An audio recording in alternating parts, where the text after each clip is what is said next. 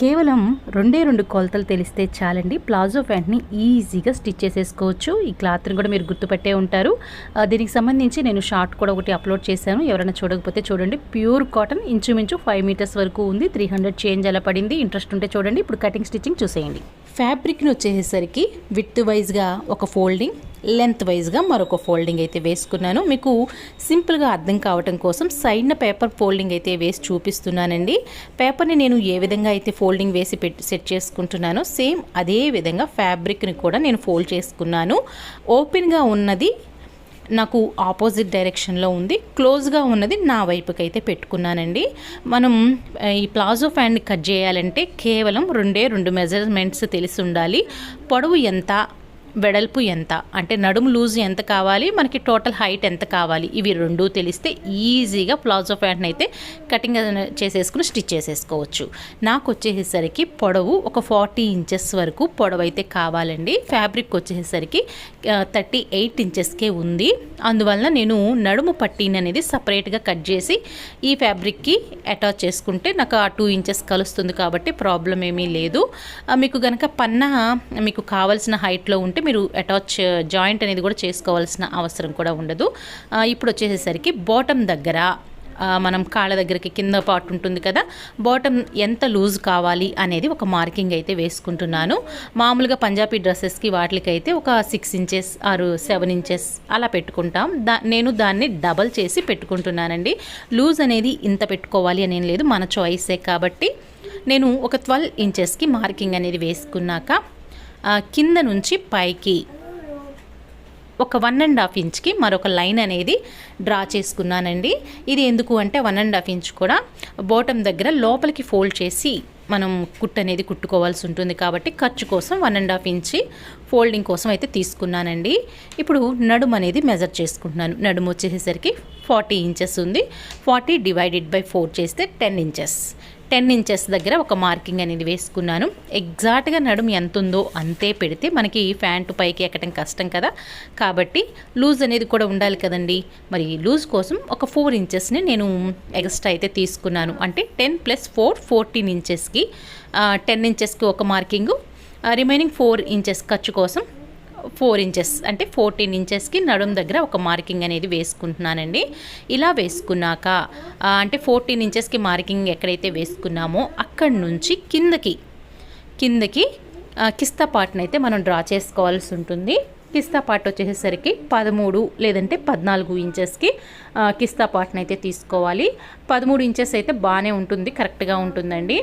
నేను కొంచెం అంటే మనం బండి మీద ఎక్కేటప్పుడు కానీ ఏదైనా కొంచెం ఫ్రీగా వాక్ చేసేటప్పుడు కానీ ఫ్రీగా ఉండటం కోసం నేను 1 ఇంచ్ ఎక్స్ట్రా అంటే 14 ఇంచెస్కి అయితే నేను మార్కింగ్ అనేది వేసుకున్నాను. ఇలా వేసుకున్నాక ఒక 2 ఇంచెస్కి ఎక్కడైతే నేను ఆ 14 ఇంచెస్కి ఒక మార్కింగ్ అనేది వేసుకున్నాను అక్కడి నుంచి ఒక 2 ఇంచెస్ వెడల్పుకి అయితే తీసుకుంటున్నానండి. ఇది కిస్తా దగ్గర కరువు తీయటం కోసం అనేది తీసుకుంటున్నాను. నేను చెప్పేది మీకు అర్థం కాకపోతే వీడియో చూస్తే కొంచెం స్లోగా పెట్టుకుని చూసుకుంటే మీకే అర్థమైపోతుంది. ఇలా 14 ఇంచెస్కి నేను కిస్తా భాగానికి స్ట్రైట్ లైన్ గీసుకున్న తర్వాత దానికి అడ్డంగా ఒక 2 ఇంచెస్కి మార్కింగ్ అనేది వేసుకుని ఫ్రీ హ్యాండ్ తోటి ఒక చిన్న కర్వ్ అయితే ఇచ్చేసేసానండి. ఇది కిస్తా పార్ట్ కోసం. ఇక్కడ ఈ కిస్తా పార్ట్ దగ్గర నుంచి ఇక్కడ ఫ్రీ హ్యాండ్తో డ్రా చేశాను కదా, దాని దగ్గర నుంచి కింద మనం బాటమ్ దగ్గర 12 ఇంచెస్కి ఒక మార్కింగ్ అనేది వేసుకున్నాం కదా, దానికి ఈ లైన్ అనేది కర్వ్ ఇచ్చుకుంటూ గీసుకోవటమేనండి. చూస్తున్నారు కదా వీడియోలో నేను షేప్ అనేది మీకు చూపిస్తున్నాను. ఈ విధంగా వచ్చిన తర్వాత నేను పైన ఒక 2 ఇంచెస్ నడుము కోసం తగ్గింది కాబట్టి కట్ చేసుకున్నాక ఇంకా ఖర్చు కింద పక్కన క్లాత్ అది మిగిలింది కదండి, ఆ క్లాత్ని అయితే నేను పైన నడుము పట్టీ కోసం అటాచ్ చేసుకుంటాను. ఇప్పుడైతే కటింగ్ అయితే చేసేసుకుందాము. ఇప్పుడు ఎక్స్ట్రా మనం నడుము పట్టీకి కావాలి కాబట్టి నేను ఈ క్లాత్ని అయితే తీసుకుంటానండి. సైడ్ నుంచి తీసేసుకుంటే ఇది 4 ఫోల్డింగ్తోనే ఉండాలి క్లాత్ అనేది. చూస్తున్నారు కదా, క్లోజర్ పార్ట్ ఈ సైడ్కి పెట్టుకుని కట్ చేసుకోవాలి.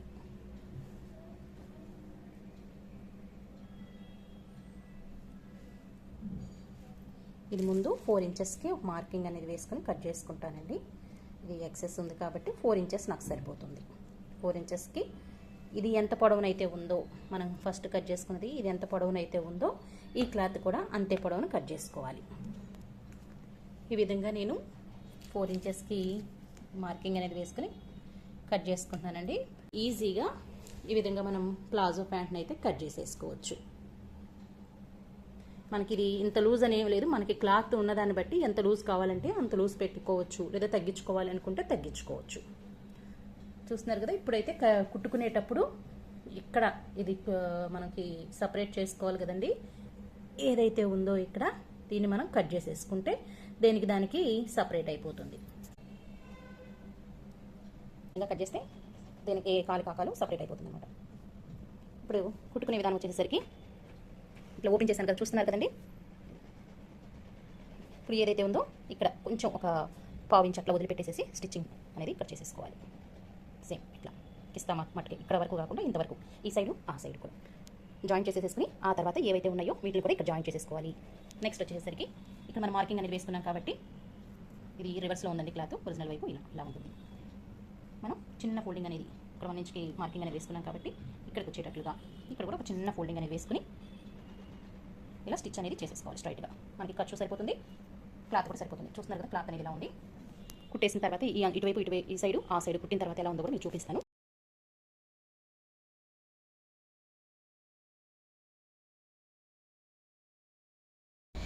ఈ విధంగా కిస్తా పార్ట్స్ని అయితే నేను డబుల్ స్టిచ్ వేసేసి జాయిన్ చేసేసుకున్నాను.